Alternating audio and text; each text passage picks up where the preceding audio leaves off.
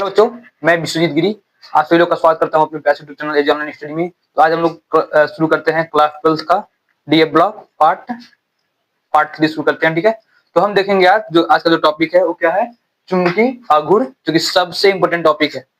इससे हर साल 1-2 एमसीक्यू पूछे जाते हैं, हर साल। ठीक है, तो चलिए शुरू करते हैं चुंबकीय आघूर्ण। ठीक है, चुंबकीय आघूर्ण का पहले हम परिभाषा देखेंगे क्या होता है। ठीक है, देखिए लिखा हुआ है चुंबकीय आघूर्ण का परिभाषा लिखा है, किसी परमाणु, वह एक परमाणु भी हो सकता है, जो चुंबकीय आघूर्ण है, जो प्रॉपर्टी है वो किसी परमाणु में, किसी आयन में, किसी यौगिक में, किसी अणु में, सब में हो सकती है। ठीक है, किसी में हो सकती है। तो लिखा है किसी परमाणु, आयन या अणु की वह क्षमता जिसके कारण वह चुंबकीय क्षेत्र में आकर्षित या प्रतिकर्षित या विकसित होती है। इसका मतलब एक कहने का मतलब है, अगर किसी के पास चुंबकीय आघूर्ण की क्षमता होगी तो वह किसी भी चुंबकीय क्षेत्र में रखा जाएगा तो या तो आकर्षित करेगा या तो प्रतिकर्षित करेगा। इसी प्रॉपर्टी को क्या कहते हैं हम लोग, चुंबकीय आघूर्ण कहते हैं या मैग्नेटिक मोमेंट कहते हैं इंग्लिश में। ठीक है, तो हम लोग समझ गए, इसकी डिफिनेशन समझ गए। इसकी यूनिट क्या होती है, देखिए चुंबकीय आघूर्ण या मैग्नेटिक मोमेंट का जो यूनिट जैसे कहते हैं बोहर मैग्नेट्रॉन, क्या कहते हैं, बोहर मैग्नेट्रॉन। इसको रिप्रेजेंट किससे करते हैं, कैपिटल बी और कैपिटल एम से। ठीक है ना, इसको किससे रिप्रेजेंट करते हैं, इसको म्यू से रिप्रेजेंट करते हैं। यहाँ पे लिखा है म्यू स्पिन। जब भी आपके सवाल, जो भी सवाल आपके सिलेबस में आएगा वो मैग्नेटिक मोमेंट लिखा रहेगा, ओनली मैग्नेटिक मोमेंट स्पिन, या बस कहेगा मैग्नेटिक मोमेंट, तो यहाँ पे बस यही निकालना है।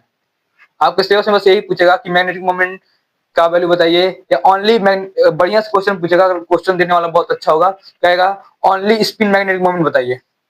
जो फॉर्मूला होता है अंडर रूट में n, कोष्टक में n+2 होता है।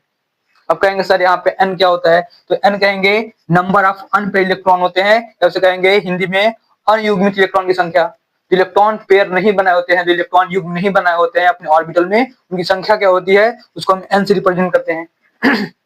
ठीक है, इसी मैग्नेटिक मोमेंट के आधार पे, जिसके पास मैग्नेटिक मोमेंट की वैल्यू कुछ होती है या नहीं होती, उसके आधार पे दो प्रकार के एटम, मॉलिक्यूल, आयन या कंपाउंड होते हैं, जो कि आप देखिए चुंबकीय आघूर्ण के आधार पर यौगिक या आयन या जो परमाणु दो प्रकार के होते हैं। पहला होता है अनुचुंबकीय, जिसे इंग्लिश में क्या कहते हैं, पैरामैग्नेटिक। दूसरा होता है प्रतिचुंबकीय, उसे कहते हैं क्या, डायमैग्नेटिक। तो हम समझेंगे इसके बारे में कि पैरामैग्नेटिक क्या होता है। जिसके पास, देखिए जिसके पास म्यू का जो वैल्यू नॉन जीरो, मतलब म्यू का वैल्यू 0 के बराबर नहीं होगा, उसका मतलब है कि उसके पास कुछ म्यू का वैल्यू रहेगा, वरना जो उसके पास 0.1, 0.2, 1, 2 कुछ भी रहेगा, कोई वैल्यू रहेगी तो क्या कहलाएगा, अनुचुंबकीय। इसका क्या सिग्निफिकेंस है, कोई कहेगा कोई आयन या मॉलिक्यूल क्या अनुचुंबकीय, इसका क्या सिग्निफिकेंस, इसका मतलब क्या, उसमें क्या प्रेजेंट है, उसके पास नंबर ऑफ अनपेयर इलेक्ट्रॉन एक या एक से अधिक प्रेजेंट है। अगर यहाँ पे हम n को 0 कर दें, देखिए अगर हम n को यहाँ पे 0 कर दें तो ओवरऑल वैल्यू क्या हो जाएगी, 0। म्यू हमें क्या मिलेगा, 0। तो हम कहेंगे अगर जिसके पास एक भी अनपेयर इलेक्ट्रॉन नहीं होंगे वो क्या शो करेंगे, प्रतिचुंबकीय, क्योंकि जो प्रतिचुंबकीय होते हैं उनके पास जो म्यू का वैल्यू होता है, देखिए इसका जो म्यू का वैल्यू होता है ना, इसका जो म्यू का वैल्यू होता है किसके लिए, प्रतिचुंबकीय के लिए, देखिए प्रतिचुंबकीय के लिए म्यू का वैल्यू 0 होता है। तो समझ गए होंगे, जिसका म्यू का वैल्यू 0 होगा उसमें नंबर ऑफ अनपेयर इलेक्ट्रॉन क्या होंगे, 0 होंगे। और कैसा शो करेगा, चुंबकीय शो करेगा, मतलब जो उसको रखा जाएगा कहाँ पे, चुंबकीय क्षेत्र में, वहां पे कैसा शो करेगा, रिपल्सन मतलब प्रतिकर्षण शो करेगा। अगर एक ऐसा इलेक्ट्रॉन नहीं, एक ऐसा आयन या परमाणु या जो भी है यौगिक है, उसके पास अगर नंबर ऑफ अनपेयर इलेक्ट्रॉन अगर एक भी प्रेजेंट है, क्या है, एक भी प्रेजेंट है, तो कैसा शो करता है, अनुचुंबकीय शो करता है और पैरामैग्नेटिक बिहेवियर शो करता है, और जाके वहां पे मैग्नेटिक फील्ड में वह आकर्षण या प्रतिकर्षण शो दिखाएगा। ठीक है, तो हम कुछ एग्जांपल से समझेंगे कि कैसे इसकी वैल्यू को निकालते हैं। ठीक है, हम ये कैसे जानेंगे कि कौन अनुचुंबकीय है कौन प्रतिचुंबकीय, इसको वैल्यू कैसे निकालते हैं, अब इसको निकाल के चेक करते हैं। ठीक है, देखिए कुछ आयन्स दिए हुए हैं, इसको चेक करना है कौन सा इसमें मैग्नेटिक बिहेवियर शो करता है, कौन सा अनुचुंबकीय है, कौन सा प्रतिचुंबकीय है। देखिए ध्यान से जिंक को देखेंगे, जिंक +2 को ध्यान से देखिए, जिंक +2 को, क्या आपको सबको पता है कि जिंक का इलेक्ट्रॉनिक कॉन्फ़िगरेशन क्या होता है, तो हम कहेंगे सर हाँ हमको पता है, बताइए, कहेंगे बताइए, चलिए तो कहेंगे Ar18 हो गया, 4s2 3d10। जबकि जिंक +2 है तो हमको पता है कि जो जिसके पास एनर्जी कम होती है, जो बाहरी सेल में होते हैं, उनके इलेक्ट्रॉन को निकाल देते हैं। एक जो लिखा गया जानते हैं कब का लिखा गया है, जिंक जब 0 में था तब का लिखा गया है। जब ये +2 में कन्वर्ट होता है, जिंक +2 में होता है, तो क्या लिख देते हैं, हम लिख देंगे Ar4s का 0 और 3d का 10। जब इसके हम ऑर्बिटल में भरेंगे ना, इसका जो नंबर ऑफ n जो भी इलेक्ट्रॉन है, देखिए ऑर्बिटल में भर रहा हूँ ना, 1 2 3 3 4, 1 2 3 4 5, देखिए 1 2 3 4 5, इसमें जो n की वैल्यू क्या हो गई, 0 हो गई। इसलिए मैं कह सकता हूँ कि जो जिंक +2 होता है कैसा होता है, डायमैग्नेटिक होता है, वो क्या होता है, प्रतिचुंबकीय होता है। अब हम देखेंगे किसको, स्कैंडियम को देखेंगे, एक एक करके सबको देखेंगे, ठीक है। स्कैंडियम ये +3 में है, किसमें है, +3 में है। इसकी कितने नंबर होती है, एटॉमिक नंबर 21 होती है। इसका कंफिगरेशन लिखेंगे, पहले लिखेंगे हम कंफिगरेशन इसका 0 वाला, इसका एक्चुअल लिखेंगे 18 4s2 3d1, ठीक है। आपको बता दें, कोई पूछेगा ऐसा कौन सा एलिमेंट है 3d सीरीज का कि बस एक ही ऑक्सीडेशन संख्या शो करता है, तो एक आपका ए हो गया स्कैंडियम, और क्या होता है, एक जिंक होता है 3d सीरीज के लिए, ठीक है। अब देखिए हमें क्या लिखा है यहाँ पे, ऐसा Sc+3 मतलब स्कैंडियम +3 के फॉर्म में है, इसको कन्वर्ट करेंगे Sc+3 में। कैसे होगा भाई, जितने इलेक्ट्रॉन बाहर ही होंगे उसको निकाल देंगे। अब कहेंगे सर 3 इलेक्ट्रॉन निकालना है आपको और 3 ही इसमें है, सबको निकाल दीजिए, क्या ही करना, सबको निकाल दीजिए। Ar4s 0 और 3d 0। अब यहाँ पे n तो ऐसे भी 0 हो गया, जब n 0 हो गया तो क्या बन गया, ये प्रतिचुंबकीय बन गया, ठीक है। अब देखेंगे मैंगनीज के बारे में, मैंगनीज के बारे में देखिए, मैंगनीज ये क्या होता है, इसका कितना होता है नंबर, 25 नंबर होता है। हम कहेंगे 18, आर्गन ले लिया, अब क्या बचा 3d 5, 18 5 23, 4s2 25। ये सभी कन्फिगरेशन मैं आपको पहले करा चुका हूँ, ठीक है, मतलब लेक्चर 1 लेक्चर 2 में सब कुछ कवर हो चुका है। अब देखिए, अब यहाँ पे Mn किस में है, 0 में है, मतलब हम कुछ नहीं करेंगे। अब देखेंगे यहाँ पे इसको ऑर्बिटल में फिल करेंगे, देखिए 1 2 3 3 4, 1 2 3 4 5, 1 2 3 5 ही भरना है ना भाई, 5 ही भरना है, कहाँ 10 भर रहे भाई, 5 ही भरना है। 1 2 3 4, ठीक है। ये 3d है, क्या है 3d है, 5 भर गए। अब 4s2 को देखते हैं, 4s2 देखिए, 4s2 जो है आपका भरा हुआ है, 4s2 तो भरा हुआ है, लेकिन 3d जो है वो 3d क्या है, इसमें एक खाली है, एक सब में क्या है, एक एक खाली है, मतलब सब क्या है, सिंगल है, सब इसमें क्या है, सब सिंगल है। तो n कितना हो जाए, देखिए 1 2 3 4 5, 5 सिंगल हो गए, तो 5 n पर इलेक्ट्रॉन हो गया। तो यहाँ पे देखिए, इसमें एक भी नहीं था, इसमें एक भी नहीं था, इसमें 5 मिल गए, कितने मिल गए, 5 मिल गए, 5 मिल गए, इसका मतलब क्या होगा, इसके पास मैग्नेटिक बिहेवियर होगा। तो कैसे निकालेंगे, कैसे निकालेंगे, यहाँ पे 5 फुट कर दीजिए, देखिए 5 फुट कर दीजिए, 5 5 + 2 कितना आ गया भाई, देखिए ध्यान से देखिए, 5 2 7, मतलब कहेंगे 5 × 7 मतलब √35, कितना आ गया, √35। और √35 का वैल्यू क्या होता है, 6 से कम और 5 से ज्यादा, क्योंकि √36 का वैल्यू कितना होता है, √36 का वैल्यू 6 होता है। तो हम कह देंगे कि जो √35 का वैल्यू होगा वो क्या होगा, 5 से ज्यादा होगा और 6 के करीब में होगा, कहेंगे 5.9 हो जाएगा, 5.9 कर सकते हैं, ठीक है ना। तो हम यहाँ से एक चीज समझ गए कि जिसके पास n की वैल्यू 1 रहेगी, 2 रहेगी, 3 रहेगी, वो क्या शो करेंगे, पैरामैग्नेटिज्म शो करेंगे, उसको ऐसे निकालेंगे।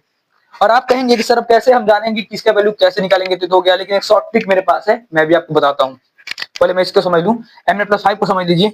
देखिए Mn 0 था, तो ऐसा शो कर रहा है कि इसके पास n 5 इलेक्ट्रॉन है, तो शो कर रहा है इसका 5.9 Bm आ रहा है, ये जो मैग्नेटिक मोमेंट है 5.9 आ रहा है। कोई पूछेगा कि बताइए ऐसा कौन सा एलिमेंट 3d सीरीज का जो सबसे अधिक क्या शो करता है, सबसे अधिक मैग्नेटिक मोमेंट शो करता है, तो यही एक ऐसा है जो 5 इसके पास मैग्नेटिक पे इलेक्ट्रॉन होते हैं, जो सबसे अधिक शो करता है। पूछेगा ऐसा कौन सा इलेक्ट्रॉन, ऐसा कौन सा एलिमेंट 3d सीरीज का जो सबसे अधिक ऑक्सीकरण संख्या शो करता है, तो आपका प्यारा सा क्या है, मैंगनीज, जो कि 0 से लेकर 7 तक शो करता है, 0 से लेकर +7 तक शो करता है, ठीक है।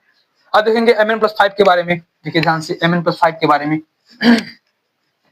आप इसको नोट कर लीजिए, ठीक है ना, Mn+5 के बारे में। अभी देखिए Mn जब 0 में था तो वो कैसा था, Mn जब 0 में था, देखिए Mn जब 0 में था तो कैसा था, Ar और 3d5 4s2 में था। जब ये कन्वर्ट होगा Mn+5 में, किसमें, Mn+5 में, तो हमें 5 इलेक्ट्रॉन निकालने हैं। तो कहां से निकालेंगे, 2 यहां से निकालेंगे और 3 यहां से निकालेंगे तो 5 निकल जाएगा।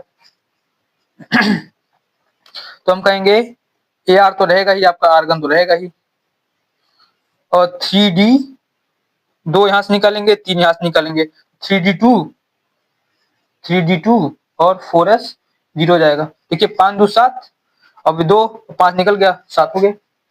तो हम कहेंगे कि बताइए सर अभी इसके n का वैल्यू कितना होगा, कहेंगे देखिए सर यहाँ पे 0 हो गया, ये तो नोबल हो गया, फिर लड़ाई झगड़ा करता नहीं है, इसके पास 2 बचा है तो n 2 हो जाएगा। n 2 हो गया, n इसके पास पहले 5 था, जब mn था तो n 5 था, mn+5 का तो n 2 हो गया। हम कहेंगे किसके पास अधिक मैग्नेटिक बिहेवियर शो करने की कैपेसिटी है, हम कहेंगे जिसके पास नंबर ऑफ अनफिल्ड इलेक्ट्रॉन की संख्या ज्यादा होगी और ज्यादा पैरामैग्नेटिक बिहेवियर शो करेंगे, जिसके पास कम होगी वो कम शो करेंगे। हम कहेंगे सर कितना शो करेंगे, ये कितना शो करेगा, इसका वैल्यू यहाँ पे 2 पुट करके चेक कर लीजिए, चेक करिए जरा, तो यहाँ 2 वैल्यू पुट करिए, 2 × 2 + 1, 2 × 2 + 2, सॉरी, तो कितना आएगा भाई, कितना आएगा, 2 4 दूना 8, कितना आएगा, √8, और √8 का वैल्यू कितना होगा, √9 का वैल्यू 3 होता है, मतलब 3 से कम 2.8 हो जाएगा, 2.8 के 2.83 लोगों में आता है। तो हम समझ गए, तो आप चलो समझ गए होंगे जहां तक मुझे लगता है। और यहीं से एक चीज निकल के आता है, जिसके पास n ज्यादा होता है वो ज्यादा चुंबकीय बिहेवियर शो करेगा, और जिसके पास n होता है वही कलर देता है। आपको पढ़ाया जाएगा क्वाड्रेटिक कंपाउंड में, जिसके पास n नहीं रहेगा ना, जिसके पास n नहीं उसके पास कलर नहीं, जिसके पास n नहीं उसके पास मैग्नेटिक मोमेंट नहीं, जिसके पास n है उसके पास मैग्नेटिक मोमेंट है, जिसके पास n है उसके पास कलर है। क्वेश्चन आ जाएगा तो इसमें से कौन सा ऐसा आयन है जो कि कलर नहीं देता है, तो हम कहेंगे जिंक +2 का कलर नहीं देता क्योंकि इसके पास n 0 था, स्कैंडियम +3 क्या था भाई, n 0 था तो कलर नहीं देगा। तो मैग्नेटिक बिहेवियर के साथ साथ आपको कलर के कॉन्सेप्ट भी क्लियर हो जाएंगे, क्योंकि कलर का कॉन्सेप्ट कहां पढ़ाया जाता है, आपका कोऑर्डिनेशन कंपाउंड में पढ़ाया जाता है, उपसंयोजक जो चैप्टर आता है इसके बाद जो आएगा, मैं इसके बाद वही चैप्टर स्टार्ट करूंगा, ठीक है। तो हम समझ गए कि आप चुंबकीय आघूर्ण समझ में आ गया होगा, इसके क्या कैसे रिप्रेजेंट किया जाता है, इसकी यूनिट, इसके फार्मूले सब कुछ समझ में आ गया, कितने प्रकार के होते हैं, जो कि सबसे इंपॉर्टेंट है भाई, सब बहुत ही इंपॉर्टेंट है। इसके बाद से हम अगला टॉपिक पढ़ेंगे, ठीक है। चलिए शुरू करते हैं, प्रिपरेशन ऑफ KMnO4 जो टॉपिक है ना, बोर्ड में सबसे महत्वपूर्ण टॉपिक है। एक प्रिपरेशन ऑफ KMnO4 है, प्रिपरेशन ऑफ पोटेशियम डाइक्रोमेट, दो टॉपिक है, पोटेशियम परमैंगनेट और पोटेशियम डाइक्रोमेट।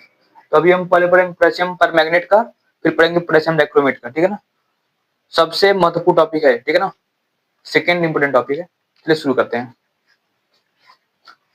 तो आएगा आपके सिलेबस में कि पोटेशियम परमैंगनेट के विवेचन कैसे करते हैं या प्रिपरेशन कैसे करते हैं। तो हमें पता है कि किसी कोई चीज अगर बनाना है तो हमें कुछ चाहिए, रॉ मटेरियल चाहिए, कुछ हमें आवश्यकता होंगी। जैसे मान लीजिए हमें खाना बनाना है, खाना में क्या बनाना है, मान लीजिए दाल चावल सब्जी बनाना है तो हमें कुछ कच्चे पदार्थ लाने पड़ेंगे। वैसे भी हमें अगर पोटेशियम परमैंगनेट बनाना है कुछ कच्चे पदार्थ चाहिए, जिसे मिलाकर उसको बनाएंगे। कच्चे पदार्थ क्या है, एक और होता है, इसका नाम क्या है, पैरालुसाइट और, इसका फॉर्मूला क्या होता है, MnO2। इसका जो कलर होता है वो कैसा होता है, भूरा होता है।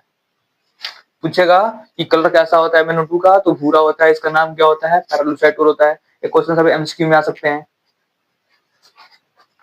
फिर देखिए और क्या होता है, पोटेशियम हाइड्रोक्साइड क्या करने के लिए, रिएक्शन को कहीं कहेगा बेसिक मीडियम में करने के लिए हमें KOH यूज करना पड़ता है, क्या कहते हैं, पोटेशियम हाइड्रोक्साइड।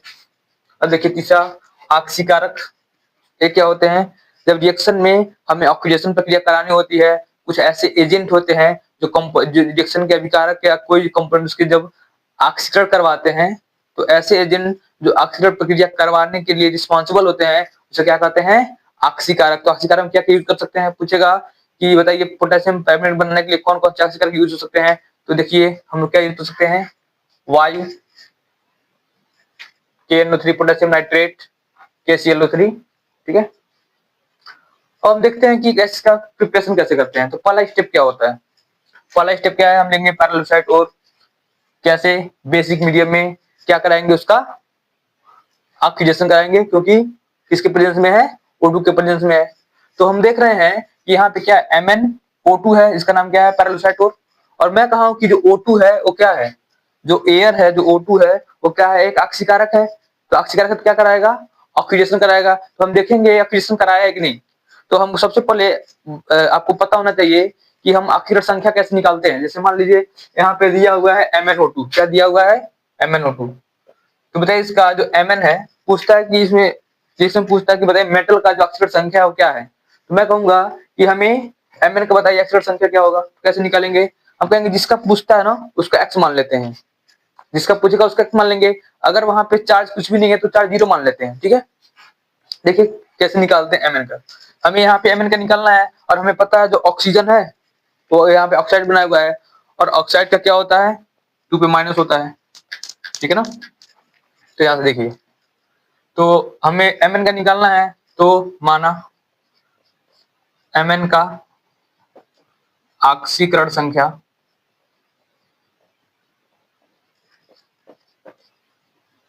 मैं पहले आपको बस एक ही बताऊंगा, ठीक है, आपको फिर डायरेक्ट निकालना सिखा दूंगा, तो एक सीख लीजिए। अक्षर संख्या x मैंने मान लिया तो ठीक है, और यहाँ पे कोई चार्ज नहीं तो 0 मान लेंगे। कहेंगे मैग्नीज 1 है, कहेंगे 1 गुणे x। O2 कितना है 2 है, और O2 जनरली क्या होता है O2 माइनस के फॉर्म में होता है, O2 माइनस के फॉर्म में होता है। हम कहेंगे 2 ऑक्सीजन है तो प्लस 2 गुणे माइनस 2 किसके बराबर हो जाएगा, ये तो बराबर, क्योंकि इसके पास कोई चार्ज है। यहाँ देखिए ऊपर कोई चार्ज लिखा है क्या, नहीं, यहाँ पे कोई चार्ज नहीं है, न्यूट्रल है पूरा, इसलिए यहाँ किसके बराबर कर दिए 0। मान लीजिए यहाँ पे लिखा होता है 1, बराबर कर देते 1, यहाँ पे कुछ नहीं लिखा तो कहेंगे 0 हो गया। तो हम कहेंगे x बराबर क्या हो गया -4 बराबर 0, x बराबर क्या हो गया 4 का इसका प्लस का, मतलब यहाँ पे जो मैंगनीज हमारे पास ना वो +4 में है, किसमें है +4 में है। अब देखेंगे इसका क्या होता है, इसमें मैंगनीज किसमें है, तो हम तो देखेंगे कि अभी देखे हैं कि ऑक्सीजन का -2 होता है, 2 चौके 8 हो जाएगा। और पता है जो पोटेशियम क्या है वो एल्कली मेटल है, और जितने भी एल्कली मेटल होते हैं सब +1 शो करते हैं। 2 यहाँ पे है तो +2 हो जाएगा, +2 और 2 चौको 8, -8 +2 -6 इधर जाएगा +6 हो जाएगा। तो हम कहेंगे जो मैंगनीज आएगा +6 हो गया। देखिए +4 से +6 में क्या है, इसका मतलब यहाँ पे क्या हुआ है ऑक्सीडेशन हुआ है। तो पूछेगा कि MnO2 और KOH और O2 का जो रिएक्शन कराते हैं वहां पे क्या होता है, हम यहाँ पे कह रहे हैं कि ऑक्सीडेशन हो रहा है। क्या हो रहा है ऑक्सीडेशन हो रहा है, ऑक्सीकरण हो रहा है। तो समझ में आ गया ना। तो पहले रिएक्शन में क्या स्टेप 1 में क्या हो रहा है ऑक्सीकरण हो रहा है, तो ऑक्सीकरण किसका हो रहा है पायरोसाइड का, किसके प्रेजेंस में एल्कलाइन और O2 के प्रेजेंस में क्या बन रहा है पोटेशियम मैग्नेट बन रहा है। क्या बन रहा है पोटेशियम मैग्नेट। देखिए K2MnO4 पोटेशियम मैग्नेट होता है और KMnO4 पोटेशियम पर मैग्नेट होता है। तो पूछेगा कि पोटेशियम पर मैग्नेट जो होता है, सॉरी पोटेशियम मैग्नेट होता है वो किस मीडियम में बनता है, तो हम कहेंगे बेसिक मीडियम में बनता है। किस मीडियम में बनता है बेसिक मीडियम में, किसकी सहायता से पायलोसाइड और एक वायु या KClO3 या KNO3 की सहायता से, ठीक है। अब देखेंगे कि इसका कलर कैसा होता है, भाई जो KMnO4 है जो K2MnO4 है ऐसा कुछ कलर तो होगा, कहेंगे कलर कैसा होता है हरा होता है। कैसा होता है इसका कलर हरा होता है।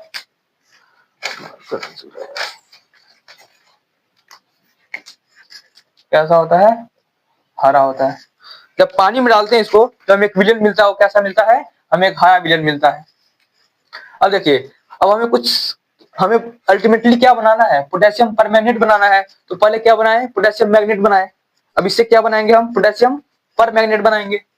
देखिए कुछ स्टेप इसके दिए हुए हैं कि पोटेशियम मैग्नेट से पोटेशियम परमैंगनेट कैसे बनाएंगे। देखिए पोटेशियम मैग्नेट मुझे पता चला है कि जो पोटेशियम मैग्नेट है वो पानी देने के बाद कैसा रंग देता है हरा विलेन देता है। तो हरा विलेन लाए हम, यहाँ पे रिएक्शन जब कराए हम जब पोटेशियम परमैंगनेट जब पानी मिलाते हैं तो किस में बदलता है पोटेशियम मैग्नेट किस में बदलता है पोटेशियम परमैंगनेट में, और क्या देता है MnO2 दोबारा देता है और KOH हमें दोबारा देता है।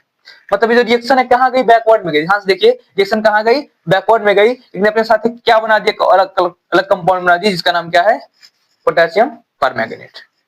पर देखेंगे यहाँ पे हो क्या रहा है, ऐसा रिएक्शन हुआ तो यहाँ पे हो क्या रहा है। तो अभी निकाले हैं आप कि K2MnO4 में जो Mn है +6 में है, ठीक है।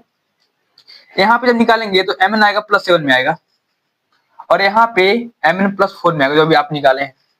तो आप देख रहे हैं कि Mn +6 से +7 में भी जा रहा है, +6 से +4 में जा रहा है। तो ऐसा जब भी एक ही स्पीशीज एक ही रिएक्शन में जब दो अक्षर संख्या शो करती है, जब एक बढ़ा भी रही है और घटा भी रही है अपने अक्षर संख्या को, तो ऐसे कहते हैं रिएक्शन को डिस्प्रोपोर्शनल रिएक्शन, जो कि रेडॉक्स में पढ़ाया गया बहुत बढ़िया से। इसका मतलब पूछेगा कि K2MnO4 से हम KMnO4 पे जा रहे हैं तो रिएक्शन क्या हो रही है, कहेंगे डिस्प्रोपोर्शनल हो रहा है। किसका हो रहा है? मैंगनीज का। कहां से कहां? +6 से 7 में जा रहा है, +6 से 4 में जा रहा है। तो यहाँ पे क्या लिख दिए हैं? रिएक्शन क्या है? डिसप्रपोर्शनेशन रिएक्शन है। देखिए जो रंग कैसा था, पहले हरा था, अब कैसा बन गया? बैगनी बन गया। और आपको पता है जो MnO2 कैसा होता है? भूरा होता है। ये किस माध्यम में हुआ है? पूछेगा रिएक्शन किस माध्यम में हुआ है? तो अम्लीय और न्यूट्रल दोनों में हो सकता है। जो रिएक्शन है किसमें हुआ है? अम्लीय और न्यूट्रल दोनों हो सकता है। तो हमें ध्यान से देखने का और तरीका, कोई पूछेगा कि और कोई और तरीका है क्या बनाने का? हमें बस एक और तरीका और है, K2MnO4 को क्लोरीन के साथ ट्रीट करा दें, क्या मिल जाएगा हमें? KMnO4 मिल जाएगा। तो पूछेगा सर यहाँ पे तो +6 है, यहाँ पे +1 क्या यहाँ पे ऐसा होगा? बिल्कुल होगा, क्योंकि क्लोरीन भी यहाँ पे क्या होता है? एक ऑक्सीकारक जैसा बिहेव करता है। तो क्लोरीन गैस होता है ना, यहाँ पे एक ऑक्सीकारक जैसा बिहेवियर करता है। लेकिन कैसे देखें हुआ कि नहीं? यहाँ पे देखिए +6 में है, यहाँ पे +7 में है। +6 में +7 में जाना क्या होता है? एक ऑक्सीकरण होता है। और एक कौन करा सकता है? एक ऑक्सीकारक ही करा सकता है। इसलिए पूछेगा इस रिएक्शन में क्लोरीन कैसा है? तो कहेंगे क्लोरीन एक ऑक्सीकारक है। क्या है? क्लोरीन एक ऑक्सीकारक है, क्योंकि ये क्या कर रहा है? K2MnO4 किसमें बदल रहा है? KMnO4 में बदल रहा है, क्योंकि यहाँ पे Mn +6 में है और यहाँ पे Mn किसमें है? +7 में है। अब ध्यान से देखिए, क्वेश्चन बार बार पूछा जाता है आपके सिलेबस में, कंपटीशन में, IIT मेंस नीट में भी क्वेश्चन पूछे जाते हैं कि K2MnO4 का कलर कैसा होता है? तो हमने कहा दिया ग्रीन, हरा होता है। पोटेशियम परमैंगनेट क्या होता है? बैगनी से कहते हैं पर्पल होता है। क्या होता है? पर्पल।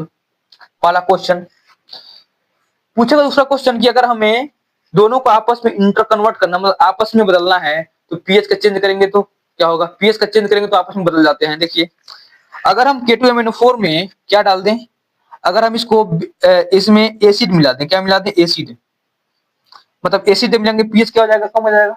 क्या हो जाएगा? कम, क्योंकि हमें पता है एसिड का पीएच क्या होता है? 0 से लेकर 7 के बीच में होता है। बेस का क्या होता है? 7 से 14 के बीच में होता है। न्यूट्रल क्या होता है? 7 पे होता है। अगर हम K2MnO4 में क्या मिला दे? एसिड मिला दे, पीएच क्या हो जाएगा? कम। किसमें बदल जाएगा?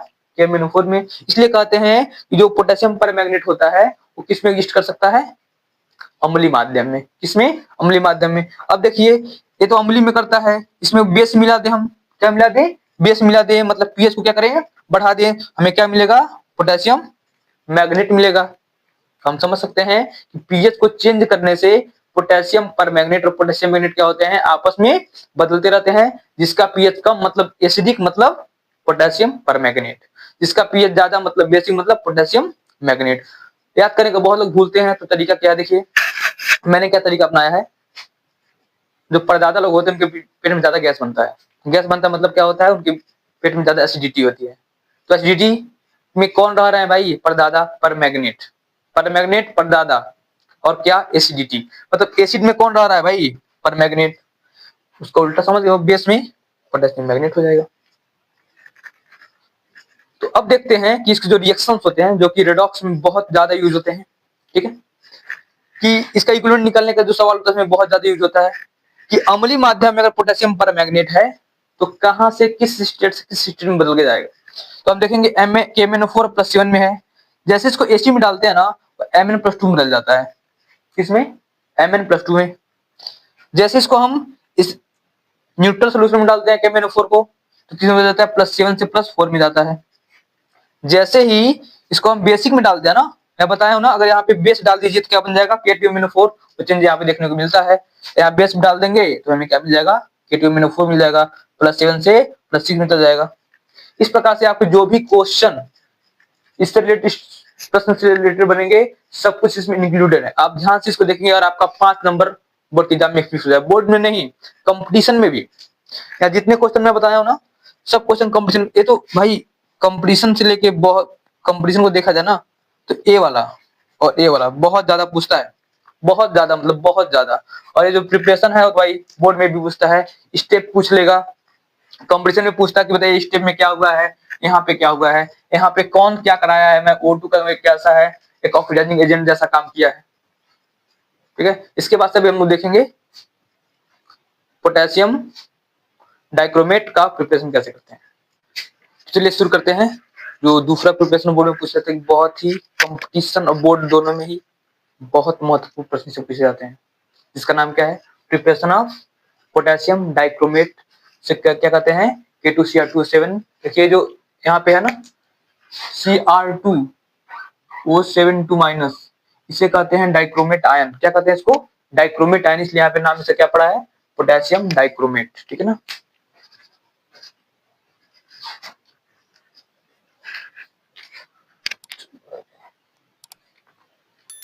चलिए करते हैं।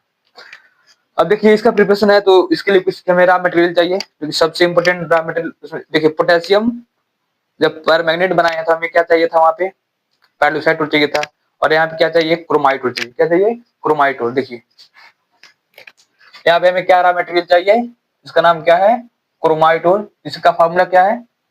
FeCr2O4। तो पूछेगा यहाँ पे सर क्रोमाइट और क्रोमेट इसे कहते हैं, देखिए Cr2O से कहते हैं डाइक्रोमेट। क्या कहते हैं इसको? डाइक्रोमेट आयन कहते हैं। जबकि Cr2O4 2- को कहते हैं क्रोमेट आयन। क्या कहते हैं? Chromate ion. तो यहाँ पे जो बना है उसे क्या कहते हैं? क्रोमाइट और है। इसका फॉर्मूला क्या है? FeCr2O4। जब इसको आयन बनाएंगे तो यहाँ क्या बनेगा? FeCr2O4 2- से कहते हैं क्रोमेट आयन। इसलिए यहाँ पे देखेंगे जो Fe होता है किसमें होता है? +2 में होता है। कोई पूछेगा, सवाल आता है कि बताइए क्रोमाइट और में जो Fe होता है उसका अक्षर अवस्था क्या होती है? हम कहेंगे किसमें होती है? +2 में होता है।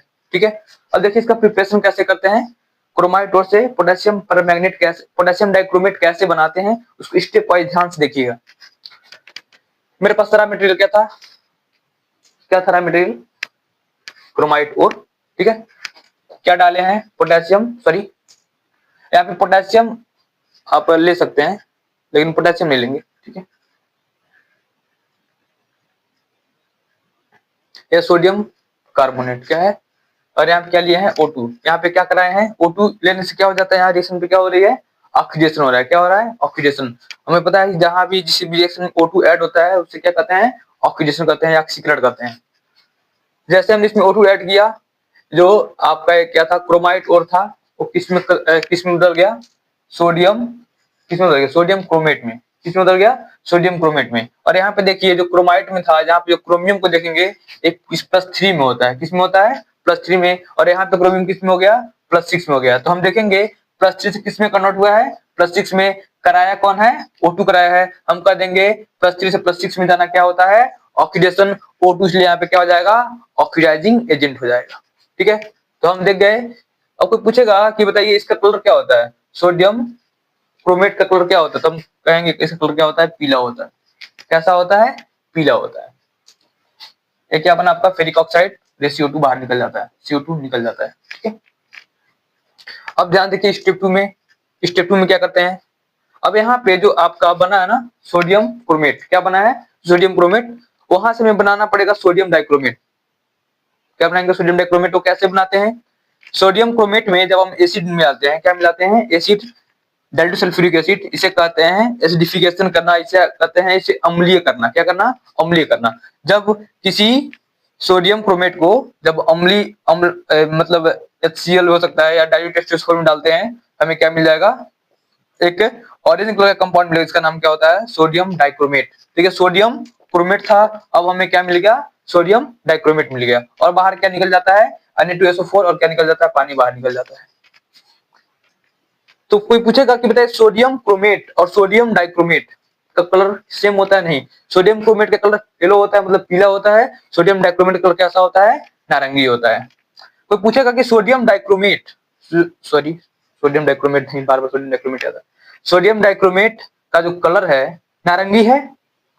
तो सोडियम क्रोमेट से कैसे मिलकर बना है? कहेंगे सोडियम क्रोमेट में जब एसिड मिलाए हैं तो क्या मिल गया है? सोडियम डाइक्रोमेट मिल गया है। इसका मतलब कोई पूछेगा सोडियम डाइक्रोमेट किस माध्यम में स्टेबल रहेगा, तो हम कहेंगे एसिडिक में। किसमें कहेंगे? एसिडिक में। क्योंकि जब सोडियम क्रोमेट में जब एसिड मिला रहे हैं तो हमें क्या मिल रहा है? सोडियम डाइक्रोमेट मिल रहा है। ठीक है। अब देखिए हमें अल्टीमेटली क्या बनाना है? हमें बनाना है पोटेशियम डाइक्रोमेट। क्या बनाना है? Potassium dichromate. तो हमें कहेंगे कि सोडियम डाइक्रोमेट बन गया है, अब यहाँ से बनाएंगे हम क्या? Potassium dichromate. इसलिए देखिए सोडियम डाइक्रोमेट में क्या मिला देंगे हम? KCl। तो हमें क्या मिल जाएगा? Potassium dichromate. और क्या मिल जाएगा? NaCl। और यहाँ पे देखेंगे कि Na के पास क्या जा रहा है? C जा रहा है, Cl। और K किसके पास आ रहा है? Cr2O7 के पास आ रहा है। आप पढ़ा क्या होगा? सक्रियता श्रेणी क्या होती है? जहाँ पे पोटेशियम होता है वो सोडियम से रिएक्टिव होता है। इसीलिए जो पोटेशियम है वो किसको रिप्लेस कर देगा, सोडियम को हटा के उसको डिस्प्लेस कर देगा। यहाँ पे देखेंगे दो आयन आपस में एक्सचेंज हो रहे हैं, यहाँ पे Na का प्लस और Cr2O7 का 2 माइनस, यहाँ पे K प्लस और Cl माइनस, ये आपस में क्या हो जाएंगे, एक्सचेंज हो जाएंगे। तो क्या बनेगा आपका पोटेशियम डाइक्रोमेट बनेगा। और क्या बनेगा, रिएक्शन का नाम क्या है, डबल डिस्प्लेसमेंट रिएक्शन। क्या कहते हैं इसको, डबल डिस्प्लेसमेंट रिएक्शन या द्विविस्थापन अभिक्रिया। ठीक है। अब कोई पूछेगा, कंफ्यूजन आएगा दिमाग में कि सर हमें इसको ही क्यों पढ़ना है, हमें पोटेशियम डाइक्रोमेट ही क्यों पढ़ना है, क्यों सोडियम डाइक्रोमेट नहीं पढ़ना है। सोडियम डाइक्रोमेट तो बहुत खतरनाक, जो सोडियम होता है बहुत तगड़ा रिएक्टिव, मतलब बहुत ही तगड़ा रिएक्शन करने वाला मेटल होता है, और हमें रिएक्शन ही कराना है, तो क्यों ना करा दें भाई। नहीं, क्योंकि जो पोटेशियम और सोडियम है इसमें बहुत, इस पे उसके हिसाब से मैं क्वेश्चन बना दिया हूं कि क्यों हम प्रीफर करते हैं potassium permanganate, sorry potassium dichromate क्यों प्रीफर करते हैं, सोडियम डाइक्रोमेट क्यों प्रीफर नहीं करते हैं। उसके बहुत अच्छे सवाल बनते हैं जो कि मैं आपको यहाँ पे सवाल बनाकर रखा हूँ। लिखा है कि पोटेशियम डाइक्रोमेट को Na सोडियम डाइक्रोमेट के जगह पर क्यों बनाया जाता है। आपके मन में सवाल आया होगा, मैंने लिख दिया आपका सवाल। तो देखिए यहाँ पे सोडियम जो डाइक्रोमेट है वो पोटेशियम डाइक्रोमेट से कम घुलनशील होता है। जैसे मान लो मैं कहूँ कि मेरे पास एक गिलास पानी है, मेरे पास एक गिलास पानी है, मैं इसमें डाला क्या, K2Cr2O7, और मैंने क्या डाला, Na2Cr2O7। पता है कौन ज्यादा घुलेगा, पता होना चाहिए। जो Na होता है और जो K होता है, Na की सॉल्युबिलिटी ज्यादा होती है, इसलिए ये ज्यादा घुल जाएगा और ये कम घुलेगा। एक कम घुलेगा तो हमें सोल्यूशन में मिल जाएगा। तो यह क्वेश्चन में लिखा गया है जो K2, यहाँ नोट में मैं लिख दिया, आप लोग अपने कॉपी में लिखेंगे, इसको याद रखेंगे। ठीक है। तो पोटेशियम डाइक्रोमेट होता है और सोडियम डाइक्रोमेट से क्या होता है, कम सोल्यूबल होता है, इसलिए हमें आसानी से मिलता है। ठीक है। इसका मैं कारण बता दिया हूँ कि क्यों। देखिए यहाँ पे वही मैं यहाँ लिख दिया हूँ, जो पोटेशियम डाइक्रोमेट होता है वो सोडियम डाइक्रोमेट से कम घुलनशील होता है, जिसके कारण क्या होता है, उसको हम आसानी से प्राप्त कर सकते हैं, किसके फॉर्म में, क्रिस्टल के फॉर्म में। और सबसे मेन रीजन क्या है, जो पोटेशियम डाइक्रोमेट है ना, मान लीजिए मैं पोटेशियम डाइक्रोमेट और सोडियम डाइक्रोमेट को एक साथ रखूं, तो मैं अगर कहूंगा कि सबसे अधिक नमी कौन ग्रहण करेगा, नमी कौन ग्रहण करेगा, तो सोडियम डाइक्रोमेट। और ज्यादा जब नमी ग्रहण कर लेगा तो क्या हो जाएगा, सोल्यूबल हो जाएगा, और जब सोल्यूबल हो जाएगा तो मेरे किसी काम का नहीं बचेगा। इसीलिए जो पोटेशियम डाइक्रोमेट होता है वो पानी को कम एब्जॉर्ब करता है, इसलिए कहते हैं कि potassium dichromate have low hygroscopic nature than sodium dichromate. मतलब जो पोटेशियम डाइक्रोमेट है वो पानी को कम एब्जॉर्ब करता है, जो सोडियम डाइक्रोमेट है वो पानी को ज्यादा एब्जॉर्ब करता है। इसलिए हम हर जो भी टाइट्रेशन पढ़ते हैं ना, वहां पे क्या यूज करते हैं, क्या यूज करते हैं भाई, पोटेशियम डाइक्रोमेट। क्योंकि जो सोडियम डाइक्रोमेट यूज करते हैं ना, तो हम लोग का जो कंसंट्रेशन है वो बदलता रहता है, क्योंकि हवा में वाटर ड्रॉपलेट है, उस पानी को एब्जॉर्ब कर लेगा, उसका कंसंट्रेशन चेंज हो जाएगा। लेकिन जो पोटेशियम डाइक्रोमेट होता है उसका कंसंट्रेशन बहुत जल्दी चेंज नहीं होता, इसलिए हम लोग इसको सेकेंडरी सोल्यूशन के तौर पे भी यूज करते हैं। ठीक है ना। तो हमको लगता है जितने भी सवाल पूछे जाएंगे बोर्ड में ना, कंपटीशन में, यहाँ पे एक चीज में अभी छूट रहा है, मैं इसको बता दूं आपको। देखिए जैसे मैं अभी कहा हूं कि जो पोटेशियम क्या होता है, पैरामैग्नेट होता है, वो एसिड में स्टेबल होता है। तो हम कहेंगे पोटेशियम डाइक्रोमेट होता है वो भी एसिड में स्टेबल होता है। पोटेशियम मैग्नेट था वो बेस में था, तो हम कहेंगे पोटेशियम जो होगा क्रोमेट होगा वो भी किस में होगा, बेस में होगा। तो यहाँ से भी एक टेबल बना देना आपको, हम एक टेबल बना लीजिए, इसको मिटा देना, आप एक टेबल बना लीजिएगा। ठीक है ना। इस टेबल को आप बना लीजिएगा।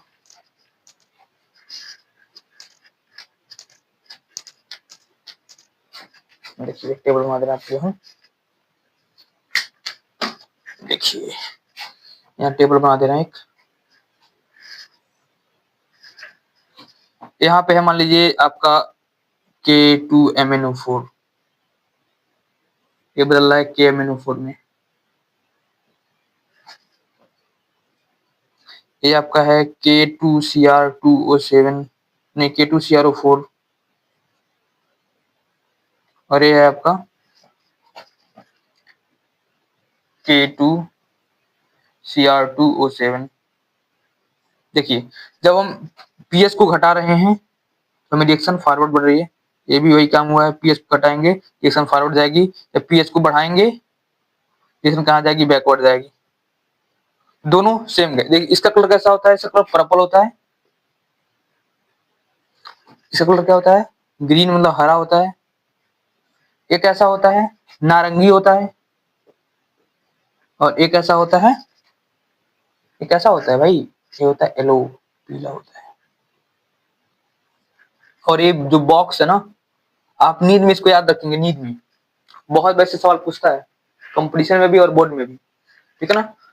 तो यहाँ पे आपकी दोनों प्रिपरेशन खत्म होती है और आपके 10 नंबर क्या होते हैं। अगर अब दोनों तो आएगा नहीं, कोई एक ही पूछता है, तो आपके 5 नंबर यहाँ से क्या होते हैं, फिक्स होते हैं, ठीक है ना।